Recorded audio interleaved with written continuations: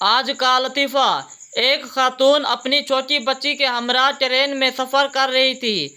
बच्ची मुसलसल रोई जा रही थी। औरत बार बार यही कहती, ज़किया सब्र करो, ज़किया गुस्से में ना आओ, ज़किया थोड़ी देर में घर आने वाला है, ज़किया सुकून से बैठो।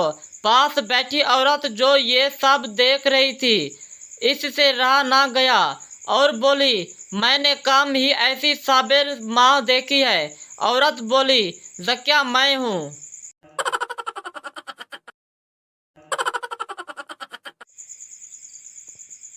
शेर और शेरनी जंगल में आराम कर रहे थे।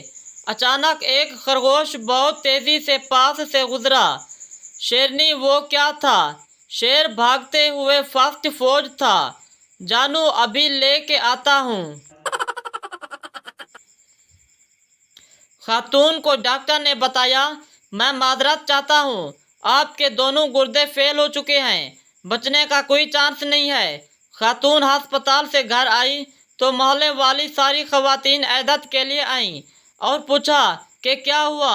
खातून बोली, बस क्या बताऊं बहनों, मुझे एड्स हो गया है। जितनी औरतें हाल पूछने आई थी सब तौबा तौबा करके भाग गईं।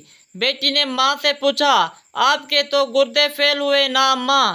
खातून ने फातिहाना अंदाज में बेटी से कहा, अब मैं देखती हूँ कि मेरे मरने के बाद तुम्हारे अब्बा से कौन शादी करता है।